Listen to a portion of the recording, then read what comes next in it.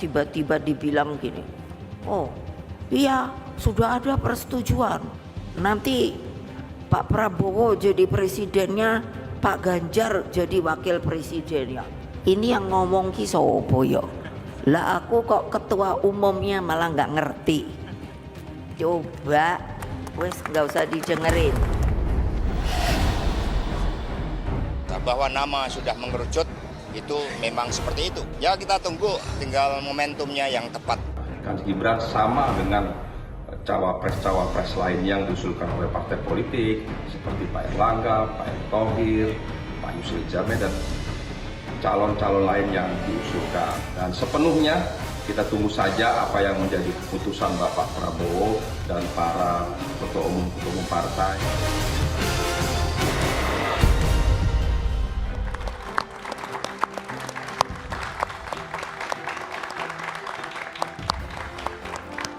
Pendaftaran calon presiden dan wakil presiden tinggal 2 pekan. Namun Prabowo Subianto dan Ganjar Pranowo belum mengumumkan dan mendeklarasikan siapa bakal cawapres yang akan dijadikan pasangan. Saat ini baru Anies Baswedan yang sudah memiliki pasangan untuk maju di Pilpres tahun depan. Prediksi bahwa Prabowo dan Ganjar Pranowo akan berpasangan sepertinya tak lagi relevan. Usai Megawati Soekarno Putri menyindir wacana ini di Rakernas PDI Perjuangan. Pernyataan Ketua Umum PDI Perjuangan ini dianggap sebagai penolakan. Lalu siapa sosok yang berpeluang untuk dipilih menjadi pasangan Ganjar Pranowo dan Prabowo Subianto? Dan kapan keputusan ini akan diumumkan? Inilah Satu Meja The Forum, kejar tayang jelang pendaftaran.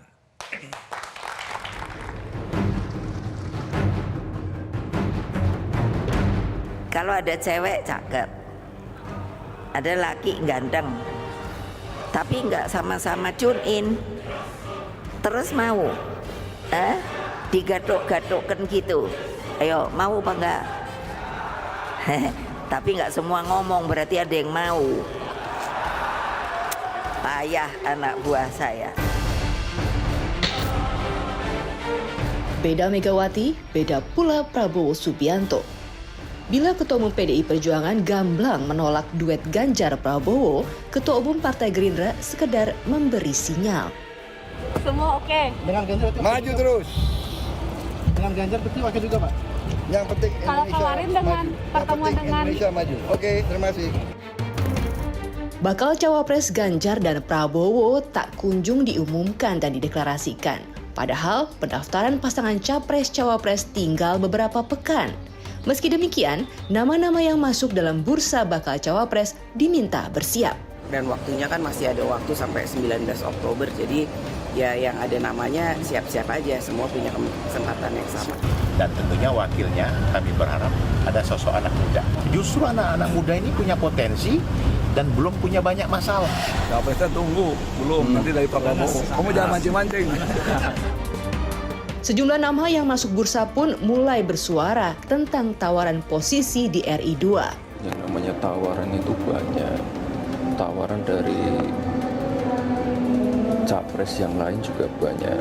Dari kompetitor banyak. Ya itu, intinya saya kan ikut keputusan dari Ibu Ketua Umum. Ibu dicari Pak Prabowo sama Ganjar. Gimana Bu? makanya aku mau ngomong dulu ada Pak Presiden. Dan Ibu hari ini senang banget nyebut kata presiden ya Bu ya? Supaya sama ndak tanya maksudnya. Kalau bicara dengan Bu Mega ya urusan ideologi, konstitusi gitu aja. Dan itu sering dilakukan. Oh, enggak ada masa nawarin cawapres di tempat begitu, nanti kan urusan Bu Mega. Bukan ingin buru-buru atau terdesak tenggat waktu, tapi bursa cawapres kian memunculkan isu apa yang sebenarnya ditunggu.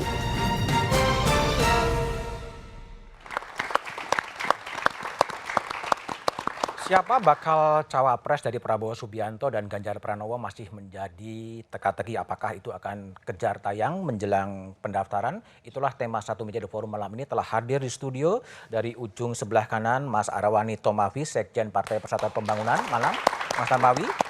Ada Mas Hasto Kristianto, Sekjen PDI Perjuangan. Malam Mas Hasto. Malam. Kemudian di sebelah kiri saya ada Mbak Sri Sri Budi Eko Wardani, pengamat politik UI. Malam. Ada Mas Edi Suparno, Sekjen Partai Amanat Nasional. Malam, Mas Edi. Dan ada Wakil Ketua Umum Partai Gerindra, Habibur Rahman. Malam, Mas Habib. Ya, saya coba mulai dari Mas Hasto dulu. Ya, jadi Mbak Mega mengatakan belum tune in, lalu kemudian seakan berada pada posisi yang berbeda. Apakah ini menjadi sebuah sinyal atau keputusan bahwa Ganjar Prabowo atau Prabowo Ganjar itu tidak mungkin terwujud? Belum tune in itu kan ketika ada yang menyebut Ganjar sebagai calon wakil. Padahal sekali Ibu Megawati Soekarno Putri mengambil keputusan, beliau tidak pernah berubah. Beliau kokoh terhadap keputusan yang diambil karena itu melalui pertimbangan yang mendalam. Sehingga opsinya adalah Ganjar Pranowo sebagai calon presiden, kemudian wakil presidennya inilah calonnya ada beberapa opsi. Dan opsi ini sudah dibahas cukup lama.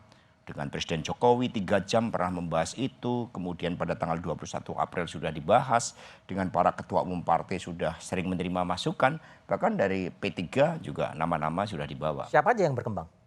Ya dari yang ada di publik ini tidak jauh dari itu, tetapi kalau kita lihat semua kan berbicara kepentingan bangsa dan negara. Kita saat ini kan juga menghadapi ya, persoalan terkait dengan pangan akibat global warming, akibat perang geopolitik di Rusia Ukraina, sehingga berbagai persoalan eksternal dan internal ini nanti bisa mengerucutkan seperti terjadi pada tahun 2019.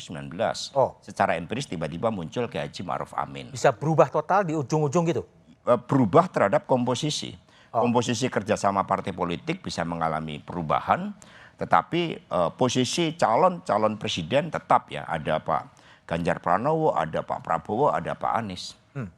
Tapi baiknya memang nunggu saja sampai pendaftaran akan di janur kuning udah melengkung ya Mas ya? Ya kalau pendaftaran kan 19 sampai 25. Dan kita melihat momentum apakah sebelum tanggal 19 atau kemudian di antara tanggal 19 sampai 25 itu. Oke baik. Mas Habib, ini kan sudah 19 Oktober kian dekat, meskipun kalau kita pakai deadline ya bisa 25. Jadi cawapres Prabowo ini apa sebenarnya yang ditunggu? Ya, sebenarnya kita sedang menikmati fasilitas yang diberikan oleh regulasi, undang-undang maupun PKPU soal tahapan dan jadwal.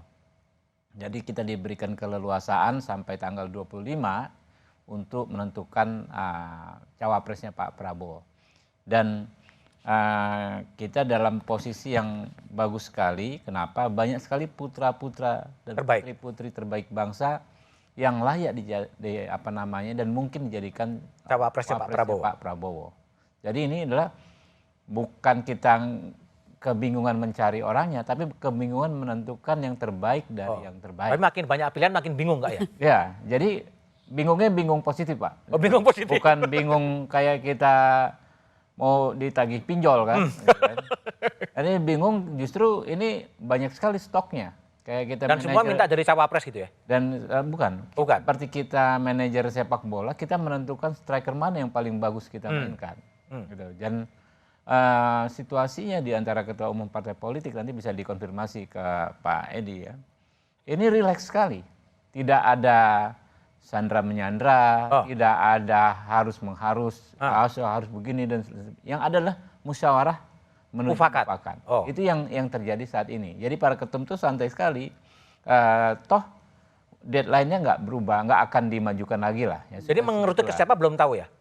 Mengerucut ke beberapa nama mungkin. Tetapi ya segala kemungkinan bisa terjadi. Makanya kriterianya saja tidak dikunci. Apalagi orangnya. Kriterianya harus misalnya harus Mister atau bisa Mister or Mrs. Ya, Mrs. Tapi harus menang lah kira-kira gitu ya. Karena itu dia poinnya ya, kita mau cari cawapres yang membawa kemenangan. Nah, itu poinnya. Yang paling penting itu saya diingatkan Mas Budiman dan memang itulah faktanya. Kita ingin mencari yang bisa membawa kemenangan. Karena kita tahu selisihnya ini 3 calon ini ya, dengan Pak Ganjar, Pak Prabowo itu saling kadang-kadang close to call, pendek, tipis. Lalu Pak Anies juga nggak bisa diabaikan, ya. Didukung partai yang sangat signifikan, ya, ada basis massa tersendiri. Jadi ini nggak bisa kita sekedar memilih untuk sekedar tahapan kontestasi, misalnya mengakomodir berbagai kepentingan di kontestasi saja, tetapi lebih ke depan juga kita perhitungkan. Kurang lebih begitu. Oke, Mas Arwani, jadi kalau sekarang posisi P3 yang dulu menyodorkan Mas Sandi, tapi sekarang muncul nama Khofifah, nama Prof. Mahfud. Sekarang posisi terakhir dari P3 seperti apa? Ya, jadi bagaimana kita mengikuti, menjalani proses demokrasi agar betul-betul bisa menyentuh atau menyentuh peran dari semua pegiat partai di kami melalui beberapa keputusan partai ya yang ada, mulai dari tingkat bawah di DPC, di DPW dan juga di DPP. Kami ingin betul melaksanakan apa yang menjadi komitmen ya kami dalam mengikuti atau bersama-sama menjalani proses kerjasama politik dengan PDI Perjuangan. Itu bukan semata-mata lalu bareng ya cocok lalu jalan gitu tidak. Tapi ada proses atau tahapan yang memang butuh ya bahasa Mas Habib tadi menikmati ya. Lalu ada hal-hal yang harus kita lengkapi dari jalanan itu. Artinya apa? Artinya Partai Persatuan Bangunan tentu akan memperkokoh, memperkuat jalinan kerjasama ini. Dengan PDI, ya, siapapun baca wapresnya. Ya tentu proses untuk menentukan, membahas, memutuskan cawapres itu tentu akan kami ikuti dengan baik. Baik. Mas Edi Suparno, Sekjen PAN. PAN membawa nama dan mengusung Erick Thohir sebagai bacawa presnya Prabowo. Tapi spekulasi luar negosiasi atau resistennya cukup besar. Betul gitu atau gimana? Saya kira kalau itu kan relatif, tetapi kami melihat dengan rekam jejak Pak Erick yang ada, penerimaannya juga sangat luas. Dan kita lihat juga dalam berbagai survei yang ada, apalagi akhir-akhir ini, posisi beliau mungkin paling unggul di antara bakal cawapres yang ada. Ya, dan ini menurut saya salah satu bentuk apresiasi masyarakat yang dipotret dalam survei dan kemudian sekarang bisa terlihat. Dan ini semakin menguatkan optimisme kami untuk mendorong Pak Erick Thohir. Dan ini kan kami sudah 2 tahun secara konsisten mendorong Pak Erick Thohir untuk menjadi cawapres. Dan sekarang ini ketika kami sudah menyatakan bergabung untuk mendukung Pak Prabowo, tentu kami mendukung Pak Erick Thohir menjadi cawapresnya Pak Prabowo. Sudah 2 tahun, nah tinggal beberapa minggu ya pasti juga kita akan konsisten untuk bertahan di sana. Dan memang kita harus akui, yang disampaikan oleh Mas Habib tadi, di Koalisi Indonesia Maju masing-masing punya kandidat cawapres. Tetapi tidak ada yang kemudian ngotot, tidak ada yang kemudian belum apa-apa sudah mengatakan pokoknya. Nah, tetapi kita semuanya sudah bersepakat ketika nanti forum para ketua umum ini duduk bersama untuk memutuskan, kita berharap akan ada musyawarah yang bulat. Musyawarah yang bulat, oke. Memang kemudian publik dan juga membaca bahwa suara dari Nahdlatul Ulama mungkin diperebutkan untuk bisa mendapatkan berkah elektoral. Tapi apakah benar demikian Mbak Dani? Tapi jawabannya setelah jeda.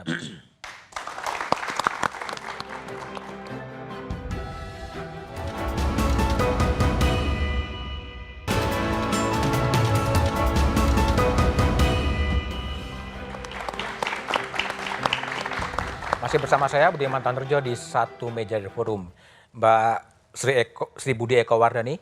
Mbak, sekarang ini setelah deklarasi Anies Muhaimin, seakan-akan memang suara Nahdliyin, suara NU itu diperebutkan akan bisa menyumbang elektoral. Menurut pengamatan Mbak Dani, apakah memang itu yang sedang terjadi sekarang ini? Ya, Mas Budiman, barangkali kan memang ini mungkin pertama-tama harus sampaikan bahwa ketika kita partai menyeleksi, memilih dan menentukan, itu kan banyak pertimbangan ya. Aspek-aspek yang dipertimbangkan dari yang sangat normatif, misalnya kemampuan kerjasama dan kontribusi pemikiran sampai ke level yang strategis dan praktis gitu loh. Nah, ini kan ceruk yang diperebutkan ini kan memang umat Islam banyak ya. Memang pemilih Islam kan mayoritas gitu dan salah satu ormas yang besar adalah NU begitu. Nah, persoalannya kan ini untuk sampai ke grassroots ini kan ide yang dibutuhkan ya oleh pasangan ini, oleh pasangan calon capres dan cawapres ini. Jadi, siapa ormas mana yang bisa sampai ke grassroots, kemudian dapat masuk ke simpul-simpul itu loh, simpul-simpul pemilih di grassroots. Nah itu barangkali. Kalau Mbak Dani lihat sekarang Mas Ganjar dan Pak Prabowo juga lagi membidik calon-calon yang berlatar belakang Nahdlatul Ulama. Saya nggak yakin juga sih. Nggak yakin juga karena memang kan begini ya, landscape politik 2019 dengan 2024 ini kan berbeda ya. Barangkali dulu ya artinya kita tahu semua bagaimana perkembangan di 2019 sampai kemudian Pak Jokowi memilih bersama Ma'ruf Amin ya, seorang juga tokoh NU. Nah itu kan juga perkembangan identitas dan sebagainya gitu. Nah sekarang ini memang arah ke arah sana barangkali sudah memudar ya, walaupun bukan berarti tidak ada sama sekali gitu loh. Dan saya melihatnya justru potensi orang-orang yang tadi ya, yang punya basis politik ya, basis politik bukan hanya di keormasan ya, Islam dan sebagainya, tapi juga basis politik di kepartaian ya, yang yang penting juga dilakukan, dan juga basis ekonomi gitu. Basis ekonomi. Basis ekonomi karena kita tidak bisa menafikan ya, tidak bisa menafikan juga bahwa basis ekonomi ini penting ya untuk mendukung. Basis ekonomi ini apa sih? Orang berdagang pengusaha gitu? Ya pengusaha atau yang punya bukan secara literal dia pengusaha, tetapi juga ada diminati, bukan diminati, artinya pasangan ini memang mendapatkan dukungan juga dari kelompok ekonomi tadi gitu, sehingga ya tadi ya melihat bisa kemudian memberikan kontribusi ya kepada kampanye dan sebagainya gitu. Jadi logistik pertimbangannya logistik dan juga arahnya ke depan ini kan peta global dan segala macam itu kan harus juga jadi banyak sekali pertimbangannya. Iya, pertimbangan strategisnya, artinya orang-orang yang berintegritas, tidak punya katakanlah problem dengan integritasnya sehingga tidak memunculkan keraguan ya, karena mungkin kita tahu ya Mas Budiman, eksekutif ini kan satu tubuh yang kekuasaan yang utuh gitu ya. Jadi kekuasaan presiden itu sangat kuat. Nah, wakil ini suatu waktu kan dapat saja menggantikan kalau ini berhalangan. Baik, Mas Habib. Jadi setelah kemudian Muhaimin tiba-tiba ada serangan kilat dan kemudian keluar dari barisannya Pak Prabowo, kan Muhaimin kan juga merepresentasikan Nahdlatul Ulama. Apakah kemudian sekarang Pak Prabowo juga sedang mengincar latar belakang bacawa pres yang juga berlatar belakang Nahdlatul Ulama? Ya, jadi gini Mas, kita sadar bahwa NU itu penting, faktor NU penting dalam politik kita. Makanya kalau intensi kita, ikhtiar kita adalah bagaimana sebetulnya sebanyak mungkin elemen NU itu kita satukan di barisannya Pak Prabowo, gitu kan. Dulu ada Gus Muhaimin, bukan berarti kita menutup pintu dan memutuskan komunikasi dengan elemen-elemen lainnya seperti Mbak Yeni, ada Bu Khofifah, Pak Mahfud, ada elemen-elemen lain di NU. Di pesantren-pesantrennya pun banyak sekali. Nah itu terus dilakukan. Jadi kalau sekarang Pak Prabowo kemarin misalnya 2 hari berturut-turut ke Jawa Timur. Ya kan ya, itu bukan sebuah tindakan yang reaktif ya. Karena Gus Muhaimin tiba-tiba sudah deklarasi dengan Pak Anies Baswedan, bukan. Tapi kita memang dari dulu kalau bisa sebanyak mungkin merawat ya. Elemen-elemen NU ini ada di barisan kita. Nah, apakah sosok cawapresnya kita jadikan persyaratan misalnya harus berlatar belakang NU? Itu kembali lagi ke pasal pertama tadi, bahwa penentu cawapres termasuk kriterianya adalah Pak Prabowo bersama para ketua umum partai politik. Tetapi masukan dari masyarakat ya, baik para pendukung kami, para pendukung partai politik yang bergabung ke Pak Prabowo, dari pengamat ya, ilmuwan seperti Mbak Dani ini, terus kami tampung. Makanya Pak Prabowo juga mendengarkan ke Jawa Timur gitu. Oke, baik. Mas Hasto, kalau tadi kan dari bacawa presnya Mas Ganjar kan ada Pak Prof Mahfud, ada Mbak Khofifah. Apakah ini juga semata-mata pertimbangan dari sosok-sosok ini atau lebih ke pertimbangan soal latar belakang dari keduanya sebetulnya? Ya, masing-masing tergantung pada bagaimana kita memotret persoalan. Prof Mahfud misalnya, beliau pakar hukum, memiliki pengalaman di eksekutif, legislatif, yudikatif, sosok yang mampu meletakkan hukum untuk semua yang mengedepankan keadilan. Pak Sandi yang diusung P3 mengedepankan ekonomi kreatif, sangat populer di kalangan anak muda, di luar Jawa, memiliki basis dan bergerak lincah, bergerak cepat. Kemudian juga Mbak Khofifah, sosok untuk menggalang pemimpin perempuan. Kemudian ada sebelumnya ada Pak RK mewakili elektoral dari Jawa Barat. Sehingga semua punya plus minusnya. Tetapi yang paling penting adalah dari Pak Ganjar sendiri. Pak Ganjar ini kan bergerak cepat. Dia menggunakan jurus seperti kereta api cepat wush gitu. Sehingga elektoralnya juga cukup tinggi. Jurus pesawat udara, ini bukan pesawat bekas nih, pesawat baru. Sehingga memberikan suatu direction terhadap arah masa depan. Dan tim kampanyenya juga hebat. Kan ada Pak Arsyad. Sosok muda yang memberikan wawasan ekonomi. Dan tadi dalam memimpin rapat sangat-sangat strategic thinkers dia. Sangat fokus pada objektif. Nah, rekomendasi Rakernas kami yang keempat, itu kan terhadap kapan cawapres ini akan diumumkan. Dari nama-nama yang beredar tadi yang diputuskan oleh Ibu Mega dalam dialog dengan para ketua umum dan Bapak Presiden Jokowi, itu kan juga menunggu pembentukan dari tim pemenangan daerah yang kami sudah mulai sejak 2 hari yang lalu. Tapi namanya udah ada atau belum sih sebetulnya? Kalau nama-nama sudah mengerucut, mengingat pertimbangannya gitu kan cukup dalam. Mengerucut dari berbagai nama tadi. Kan dari sini hanya para ketua umum, itu ranahnya para ketua umum. Yang disampaikan kepada Ibu Megawati Soekarno Putri. Bahkan terkait dengan waktu, ini ada pantun yang menarik ini, baru saya terima nih. Dari Semarang ke Jakarta. Cakep? Cakep. Bawa amanah sebagai Presiden Indonesia. Rakyat bertanya, cawapres Pak Ganjar siapa? Mohon bersabar, tunggu tanggal mainnya. Tunggu tanggal mainnya. Oke. Boleh. Mas Armani, ini kan juga disebut tadi kan yang beredar nama-nama Mbak Khofifah, kemudian Mas Sandi, kemudian Prof Mahfud. Dalam perspektifnya P3, apakah memang juga semua ini mempertimbangkan memang sosok yang memang kompeten menghadapi tantangan global atau memang basis-basis elektoral seperti NU itu? Ya, jadi kebutuhan kita saat ini tentu berbeda ya dengan 5 tahun yang lalu. Jadi ada misalnya bagaimana kolaborasi antara capres-cawapres itu betul-betul memadukan dua kekuatan sosok yang mampu menjawab tantangan, ya persoalan-persoalan ekonomi, persoalan-persoalan tenaga kerja dan lain sebagainya. Dan itu dibutuhkan lebih kepada sosok. Kita semua tentu melihat bahwa yang ceruk ya Nahdlatul Ulama itu menjadi sangat penting ya dalam elektoral tentu sudah melebur tentu. PDI Perjuangan juga banyak sekali pemilih dari Nahdlatul Ulama, Gerindra, PAN, apalagi di Partai Persatuan Pembangunan. Artinya apa? Artinya memang postur dari bentuk kerjasama yang nantinya akan kami laksanakan itu bukan terbatas pada capres-cawapres. Ya. Ada di sana ya, tim-tim pemenangan, ya tokoh-tokoh yang bergabung dengan kami yang semuanya itu tentu akan mempertimbangkan dan memperhatikan bagaimana ceruk Nahdlatul Ulama itu menjadi penting baginya. Ya. Baik, Mas Edi, kalau posisi Mas Erik ya, kalau kita ngutip kan memang dia menjadi pengarah ulang tahun NU ya beberapa waktu yang lalu. Tapi Bang Jul juga pernah mengatakan selain Mas Erik juga ada Pak Muhadjir Effendi gitu loh, yang juga ditawarkan sebagai bakal calon wakil presiden. Nah posisi terakhir ini gimana? Tetap Mas Erik atau kemudian Pak Muhadjir atau gimana sebetulnya? Ya memang kan PAN tidak bisa dipisahkan dengan Muhammadiyah. Muhammadiyah, ya. Dan Pak Muhadjir merupakan representasi Muhammadiyah dengan kemampuan yang juga cukup baik ya dan memiliki rekam jejak yang cukup baik panjang.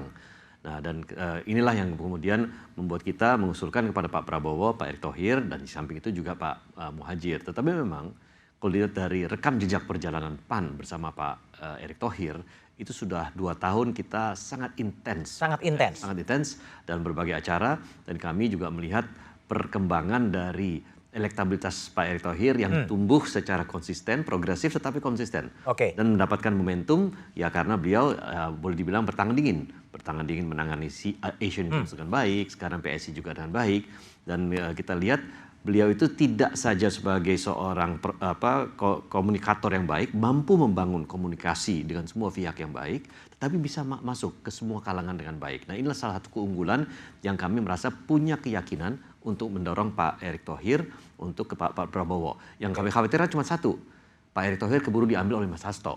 Mungkin ya, kan jadi bajunya sudah garis-garis. Ganjar Mas Erick mungkin terjadi juga.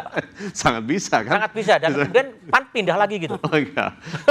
Saya kira kita dari awal kan sudah komitmen dengan Pak Prabowo meskipun dengan Pak Erick Thohir tapi komitmen kita solid dengan Pak Prabowo. Ya tapi komitmen yang tertulis saja bisa berubah kan. Tapi yang jadi pertanyaan adalah apakah memang situasi yang mungkin masih agak buntu atau apapun juga tersandera oleh putusan Mahkamah Konstitusi soal syarat umur yang sudah dimusyawarahkan tapi sampai sekarang juga belum diucapkan. Satu meja akan membahas setelah jeda berikut ini.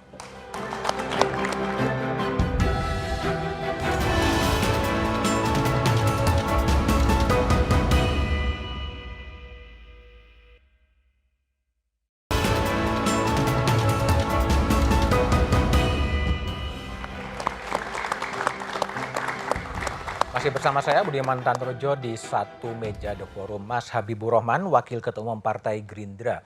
Apakah kemudian bakal calon wakil presidennya Pak Prabowo itu juga belum diputuskan sambil menunggu putusan Mahkamah Konstitusi soal pendaftaran usia bakal calon wakil presiden yang diminta diturunkan dari 40 ke 35 dan poster-poster menunjukkan bahwa Prabowo Gibran itu juga bermunculan di mana? Apakah menunggu itu? Apakah menunggu atau tidak kita tidak tahu ya, tapi yang jelas waktu masih sangat leluasa ya, masih sampai tanggal 25 dan kalau toh memang ada putusan MK ya, saya nggak tahu apakah bisa mempengaruhi masing-masing koalisi ini gitu kan. Bisa tapi yang jelas ya saya nggak bisa pastikan juga, tapi yang jelas mekanisme pengambilan keputusan para ketum itu kita menerima masukan, menerima usulan, ya lalu disampaikan kepada para ketum, lalu dibahas. Jadi siapapun juga sekarang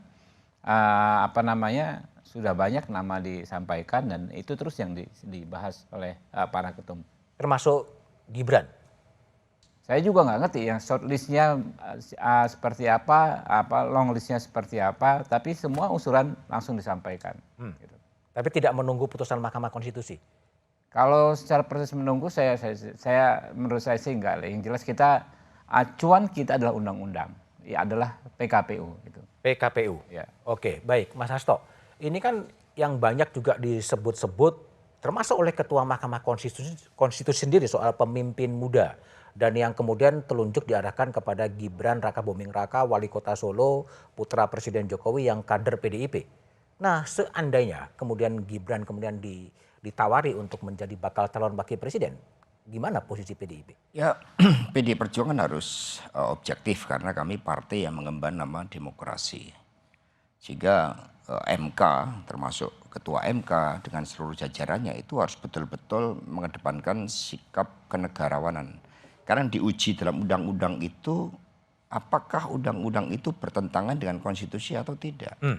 Sehingga bukan memasukkan suatu materi muatan baru. Apalagi pakar hukum yang kredibel itu mengatakan bahwa tentang usia, ketentuan usia itu open legal policy. Apalagi kita juga punya tanggung jawab untuk menjaga pemilu demokratis. Salah satu instrumen dari pemilu demokratis, 6 bulan sebelum pemilu tidak boleh ada suatu regulasi baru. Itu General Election of Law. Inilah yang harus kita taati terlebih dahulu. Terlepas dari persoalan misalnya Mas Gibran itu ada suatu aspirasi untuk didorong menjadi calon wakil presiden di dalam berbagai opini-opini publik. Tetapi upaya-upaya ini tidak boleh melanggar dari konstitusi itu sendiri. Hakim konstitusi harus betul-betul kokoh. Tidak boleh ada karena kaitannya dengan kekerabatan. Kami hari ini agak prihatin membaca berita di majalah Tempo. Kemudian mulai muncul Mahkamah Konstitusi dikatakan sebagai Mahkamah Keluarga. Ini kan suatu otokritik sebenarnya dari pers. Karena pers ini penjaga demokrasi. Ini yang harus kita hormati. Terlepas dari berbagai kepentingan yang ada. Tugas kita adalah pemilu itu untuk menghasilkan pemimpin yang terbaik. Prosesnya harus baik juga secara demokratis. Baik. Mbak Dhani, jadi kalau Mbak Dhani lihat apakah faktor Mahkamah Konstitusi yang oleh majalah disebutkan Mahkamah Keluarga dan orang sekarang menunggu bagaimana putusan Mahkamah di soal bakal calon syarat usia bakal calon wakil ini akan bisa mengubah konfigurasi politik? Ya bisa tidak ya. Tapi kan begini Pak Gudibino, tadi kita kan butuh kepastian hukum ya. Yang sekarang ini kita pegang kan memang undang-undang pemilu dan kemudian diturunkan dalam PKPU.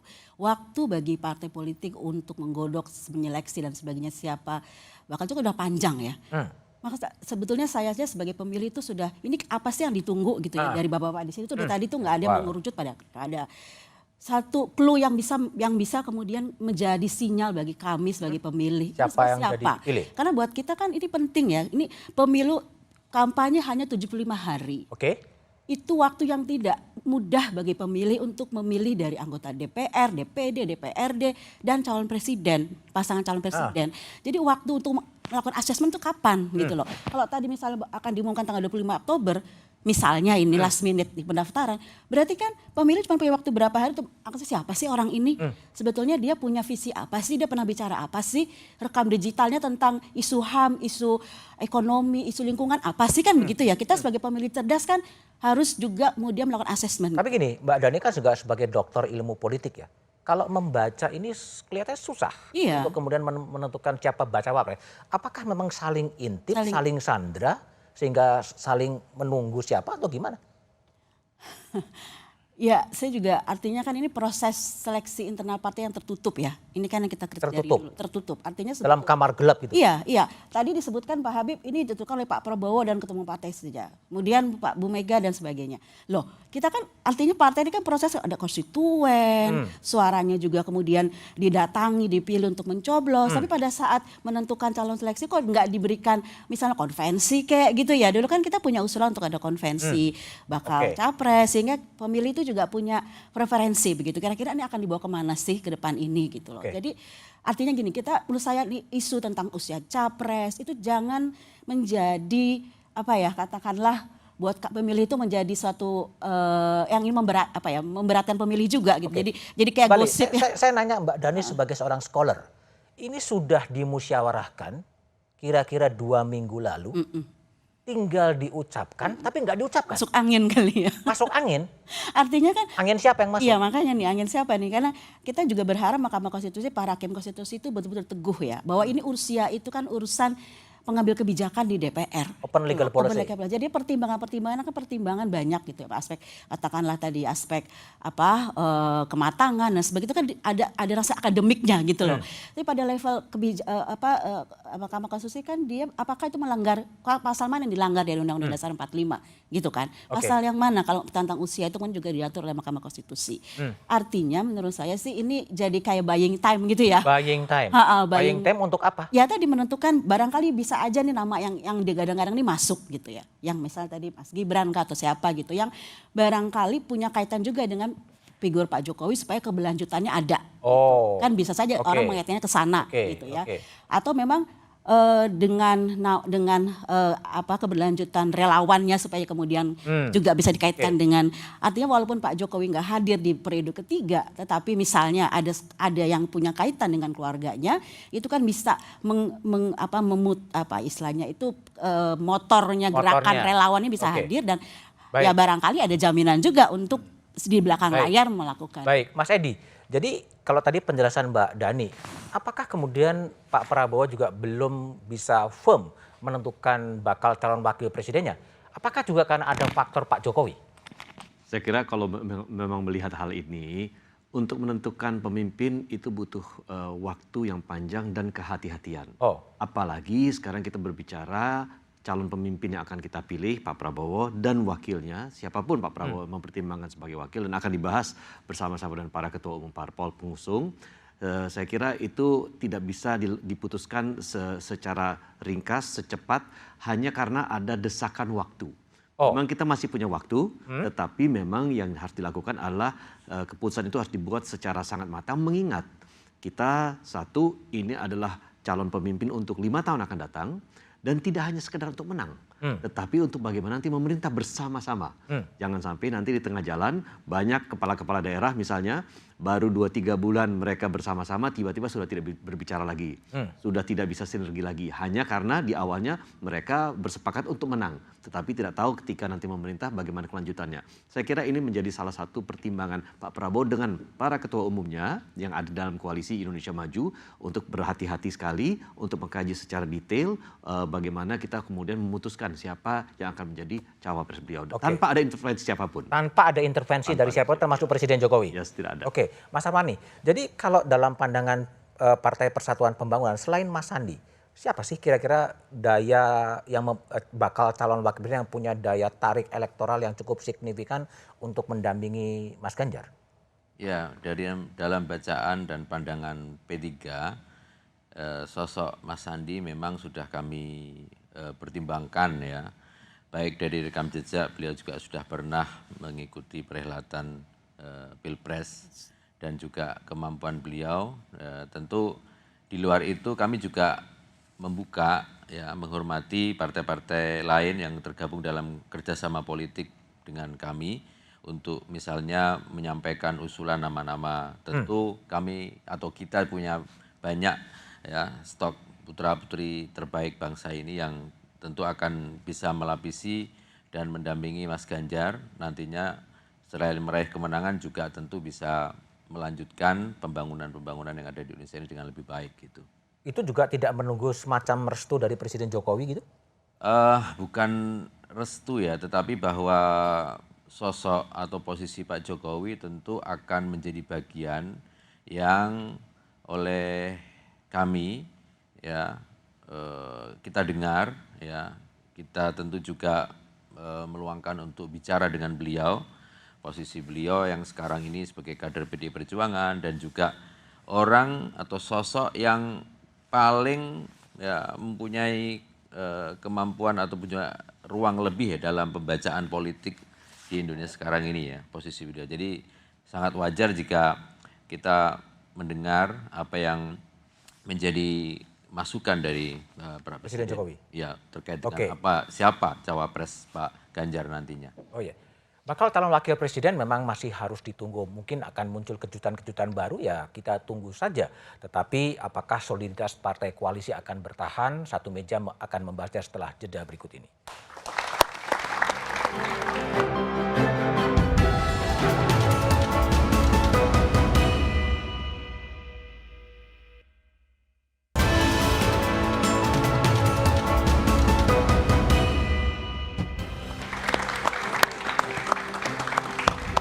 Masih bersama saya Budiman Tanurjo di satu meja The Forum. Mas Edi Suparno. Mas, ini kan kelihatannya bagi PAN Mas Erik sebagai harga mati untuk bakal calon wakil presiden. Seandainya kemudian Pak Prabowo tidak memilih Mas Erik, apakah PAN tetap akan berada dalam koalisi Indonesia Maju? Pertama, Mas, saya perlu sampaikan bahwa kita sudah sepakat di antara para ketua umum bersama-sama Pak Prabowo bahwa ketika nanti diputuskan bersama-sama secara kolektif siapapun yang menjadi cawapresnya, itulah yang akan kita kemudian sepakati. Kita sepakati sebagai cawapres dan kita kemudian bekerja optimal untuk mengusung pasangan tersebut.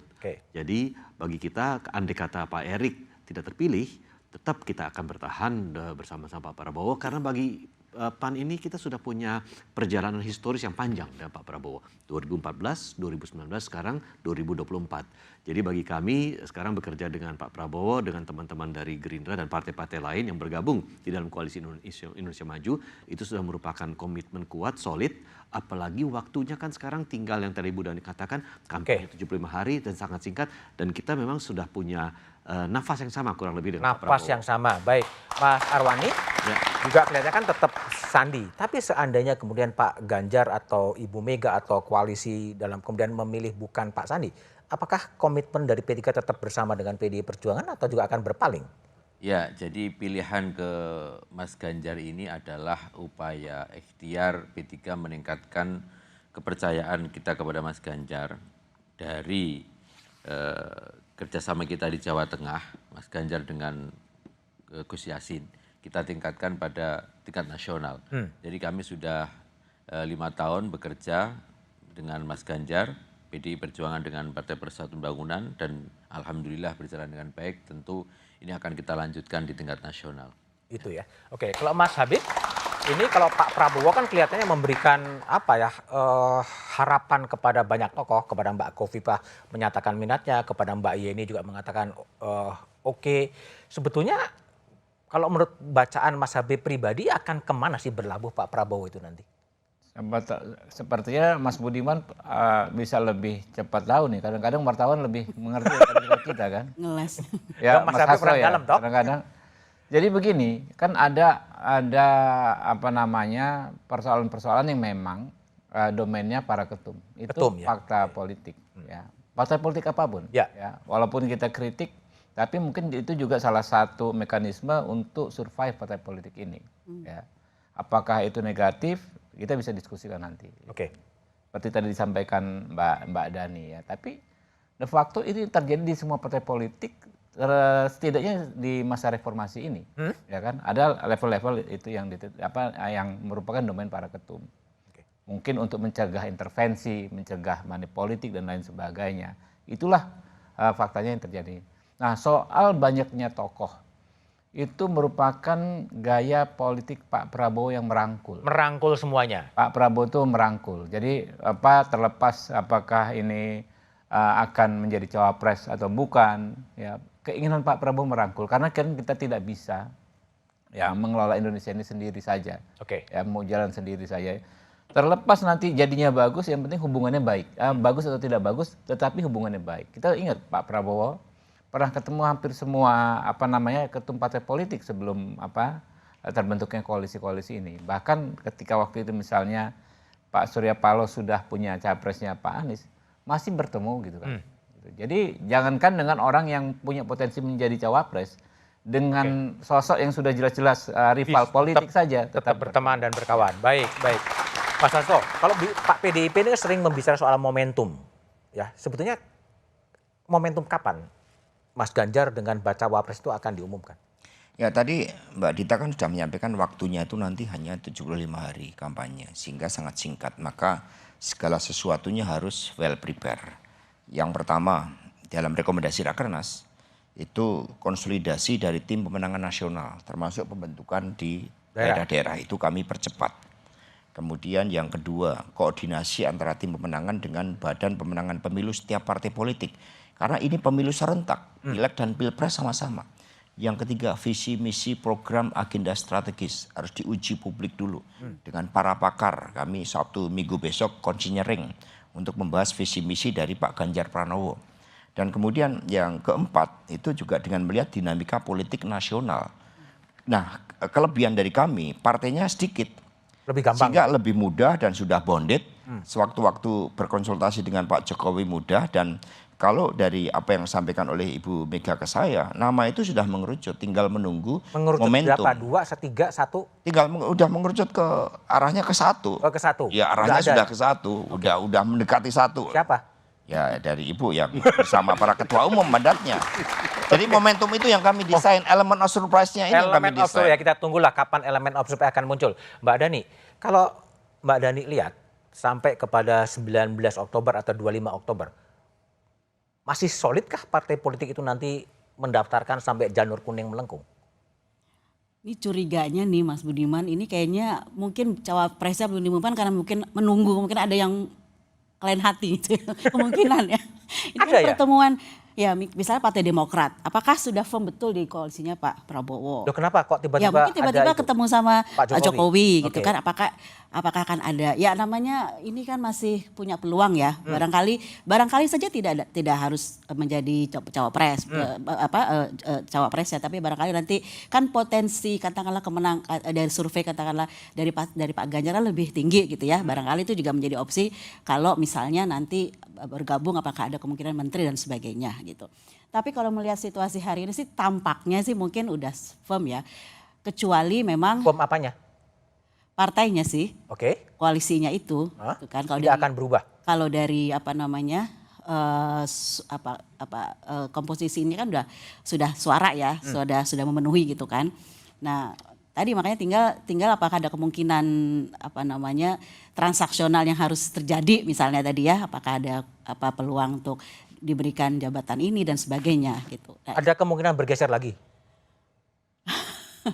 Ya ini makanya, ini kan politik itu kan politik serba elemen surprise tadi kan banyak gitu ya. Surprise karena transaksi. Nah itu gitu, tapi saya kok nggak tahu ini namanya sudah sangat waktu tinggal 2 minggu ini, kenapa kalau masih ada berubah partai kan artinya pemilih rakyat melihat kok dia tidak konsistensi pelin-pelan gitu. Itu kan juga salah satu hal yang merugikan ya buat pencitraan partai itu gitu loh. Artinya poin terakhir Mbak, jadi 2 pasangan atau 3 pasang? Ya 3 pasang ya. 3 pasang. Oke baik Mas Habib, Mas Edi, Mbak Dani, Mas Hasto dan Mas Armando telah bergabung di satu meja The Forum. Politik Indonesia kontemporer kerap memunculkan kejutan Masa pendaftaran pasangan capres dan cawapres memang masih 2 pekan ke depan. Belum diumumkannya cawapres dari Prabowo Subianto dan Ganjar Pranowo bisa jadi karena belum tuntasnya negosiasi atau masih tersandra putusan Mahkamah Konstitusi soal batas umur capres dan cawapres. Hakim Konstitusi sudah memusyawarahkan tapi tak kunjung membacakan. Politik saling sandra inilah yang memperumit ruang untuk negosiasi. Demikian Satu Meja The Forum malam ini. Tetap saksikan Kompas TV untuk mengupdate informasi seputar pemilu hanya di Kompas TV, independen terpercaya. Sampai jumpa pekan depan, selamat malam dan terima kasih.